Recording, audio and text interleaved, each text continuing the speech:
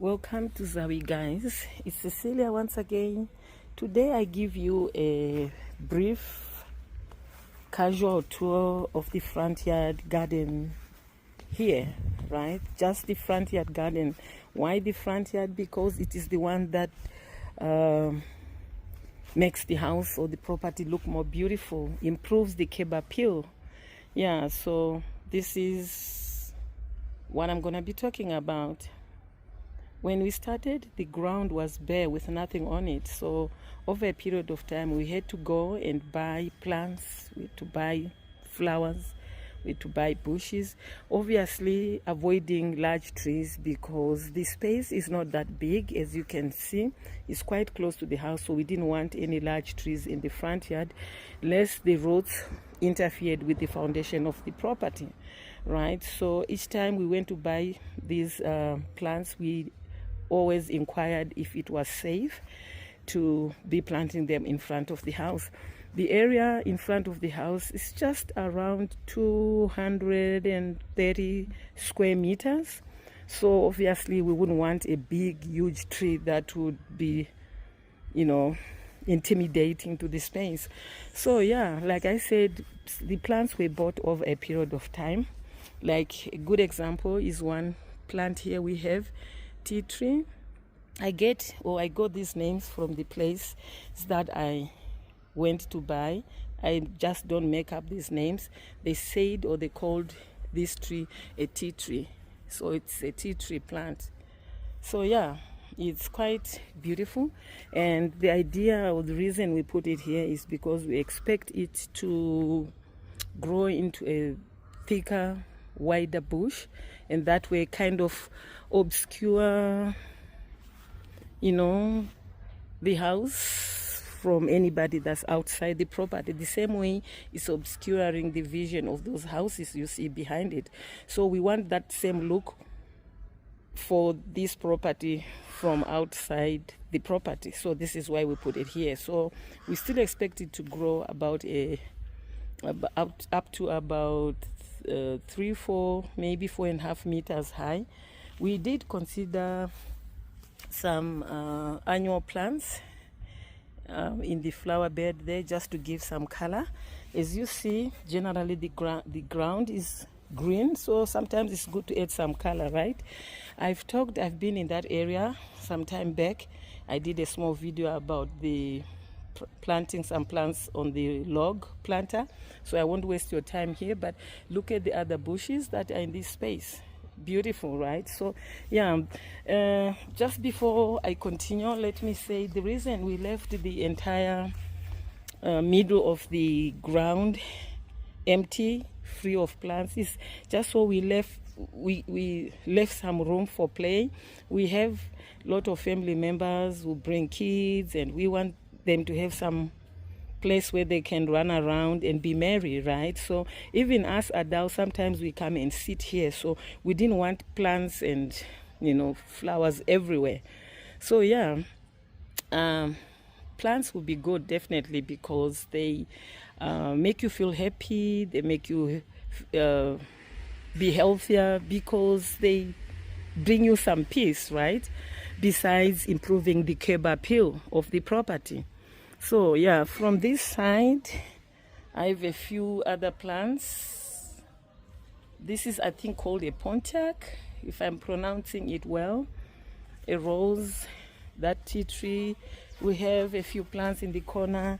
So let me start from here. That's the entrance to the property. The gate is manually operated. So this is how I'm gonna walk towards the property and tell you about these plants.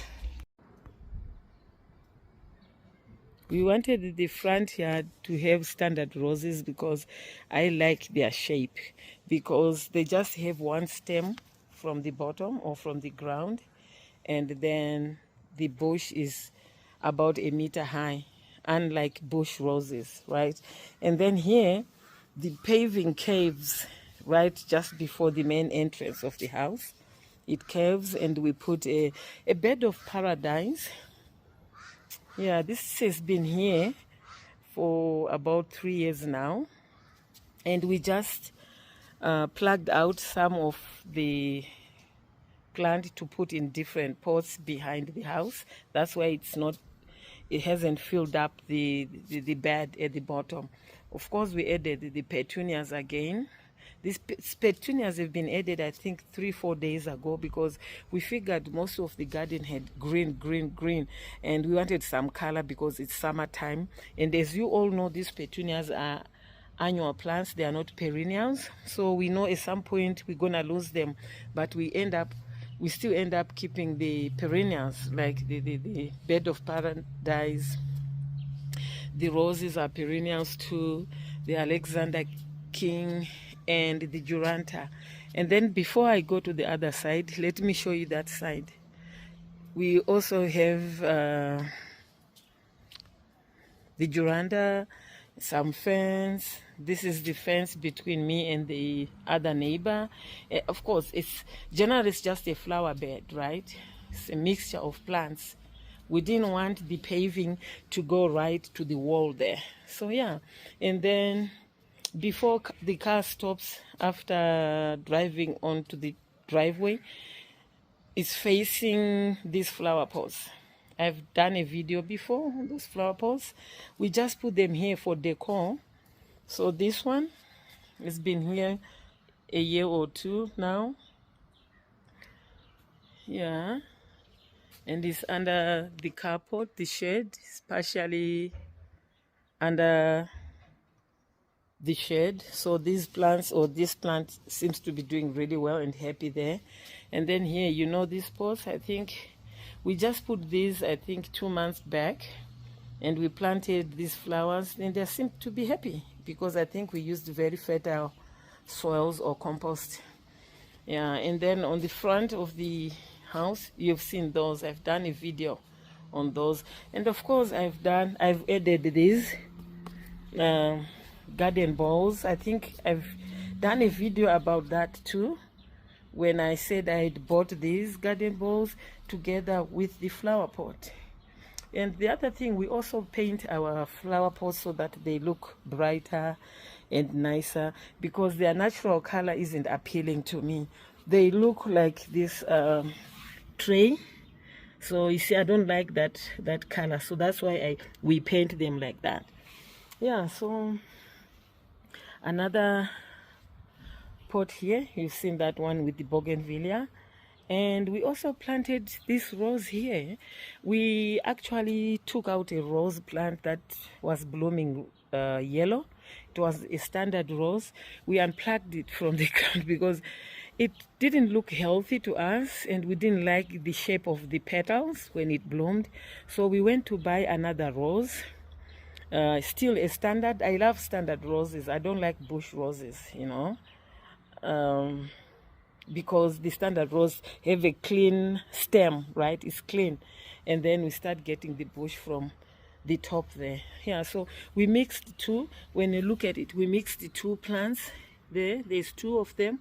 The rest of the whatever you see is support structure of the roses. Like, they are still thin. If you didn't support them, they can break, especially when it rains or when it gets windy. So yeah, we mixed the two roses. This one blooming an orangish color. See, that's a nice bloom, guys. Love that orangish color. It's the same, so it's same type of rose, with this one blooming a very rich, vibrant pink. How lovely. So we put both of them in the same flower bed, hoping that the two will bloom different colors at the same time. This is beautiful, guys. And then this one, I have no name for this plant actually, but it's one of the first plants to be in the garden, and purple flowers. One good thing is this plant is green throughout the year.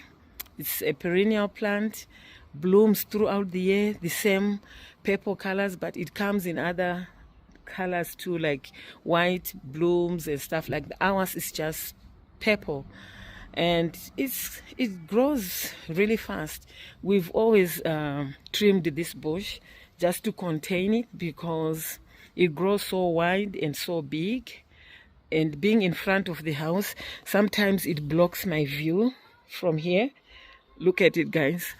If I want to look behind into the garden and I'm here sitting in front of this bedroom door, I couldn't see anything. So we end up trimming the bush on both sides, right? And of course, a garden bench. We have a garden bench here. You know, we've always thought that it's good to add garden furniture, you know, just so, you know, to make it look more beautiful. Sometimes you just throw furniture in the garden, you don't know if it's gonna look good, and some people say it's nice. Nobody's really said it's a bad idea, so I want to believe that what we did was good. So next to it we have another garden bench here, and this one comes with this table. So of course, yeah, sometimes we come and sit here early evening when the temperatures cool down, read a book, have some juice. And we did put some slabs at the bottom there because we knew that the grass or the lawn wouldn't grow underneath because there's not enough sunshine. So we did put those slabs and painted them the same color with the table. The legs of the table are still white, just like the bench itself. Comes with a beautiful design at the back there. Yeah, so we didn't want to put a bench on this side of the table because this bench is facing the driveway, people coming in. So if we put another bench there, these people will be having their back to the driveway, you know, but we could still have put this kind of bench there, right, on the other side of the table, which didn't have a back. But you know, these things aren't very cheap, so sometimes you wait until you can afford to do so. Yeah, so when you look at the between these plants, between the rose and the pepper of plant, which the one I said I have no name for, you see another King Alexander. We just planted two, and we wish we had planted these a couple of years ago. This is a dwarf variety, so we don't expect it to grow more than 5 meters high. And I really love the way the fronds look when they grow a bit higher than they are. I love this. We planted these about 10 months ago. And look at the fronds, that fresh one. And this is a new one coming up, this one. So we're expecting this to open up in the next few days. And that's how they grow taller. So yeah, we have 2 King Alexander palm trees in the garden and expecting them to grow higher because we didn't want a situation where the garden had plants that are almost the same height, guys. This is why we ended up adding these King Alexander plants. So yeah, when I sit on the bench here, the one that doesn't have a table, this is my view. I love this, guys. I love this.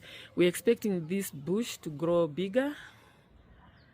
And yeah, when you look at our lawn, it looks like it's got some brown patches on it. Excuse me, it's because we just added some manure or some compost. So it still has to the lawn still has to completely come through the compost. It takes a few days.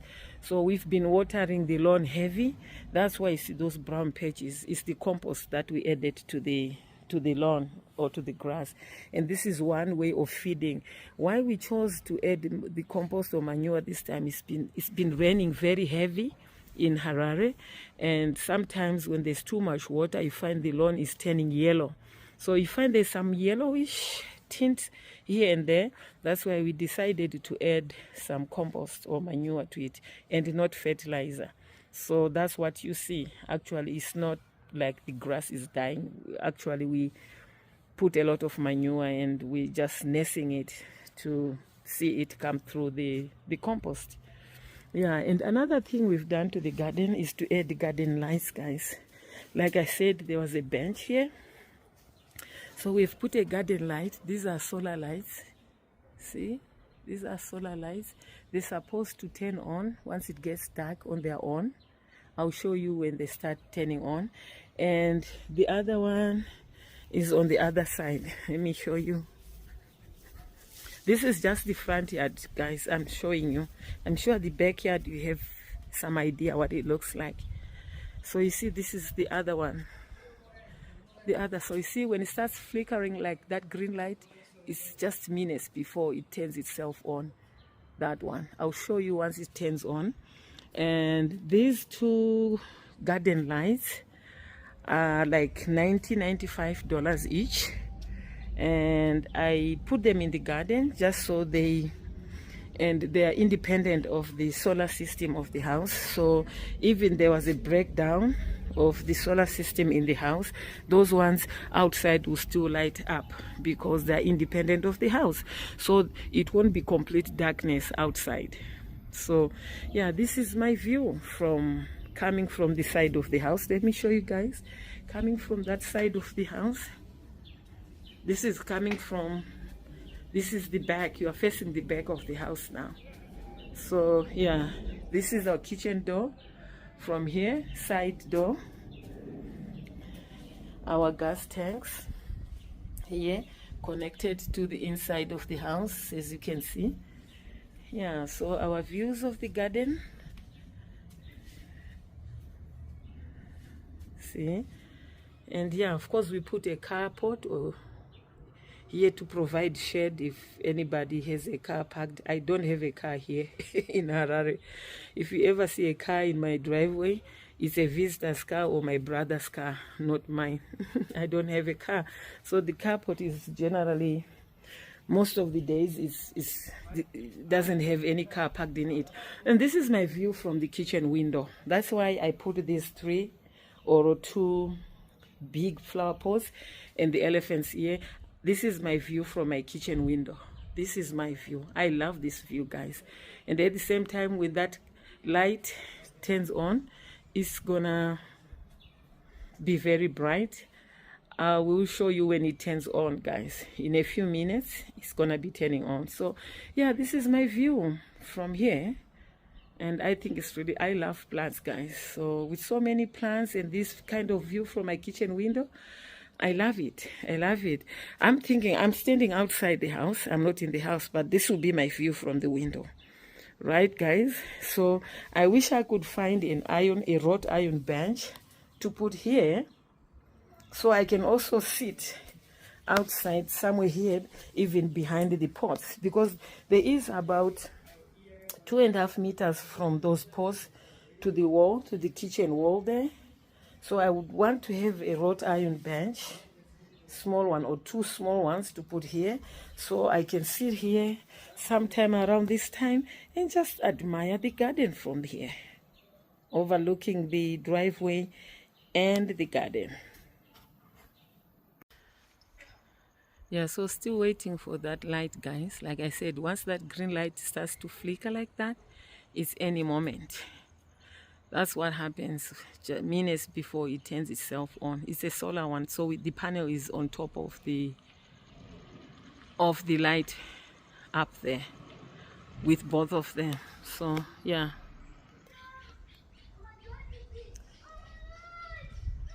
Guys, we've also added some guinea fowls. These are dummies. Some guinea fowls in the garden. We only have 2 of them. This is just for, you know, decor, guys. Some guinea fowls and some mushrooms here. That's all we have. 2 guinea fowls, 2 guinea fowls, this one and the other one, plus the mushrooms. Just for decor, guys. You know, sometimes you want to make the garden look beautiful. So this is the benches, the guinea fowls, the mushrooms, the healthy plants, different color blooms, and the lighting, of course. So yeah, one of the solar lights, guys, remember the garden lights, now is turned on. It's right above the bench with the table. So there's a couple of plants around it, the rose and this one. So yeah, it does light up the area. So even in the evening, one could sit here if there was no mosquitoes. Yeah, so now it's on. This is a solar light, a garden light. And when you buy it, it comes with the pole, it comes with the stand. It's 3 meters high, 1 meter goes into the ground, and you remain with 2 meters above ground. So yeah, one of it is on. The other one is not on yet, so I'm waiting for that one. Yeah, now the other one is on. This is 350 watts, guys, and the other one is about 200 watts. The second one is it's a bigger one. Still the same height, 3 meters, 1 meter into the ground, and 2 meters high. Solar is independent of the house. So you see now, it's next to this plant. So this plant is heavy. I think at night it continues to receive light. Yeah, and then those are the house lights in front of the house, independent of those garden lights. So yeah, just so to show you. This is it for today, guys. Thank you. Until next time, I love you. Bye bye.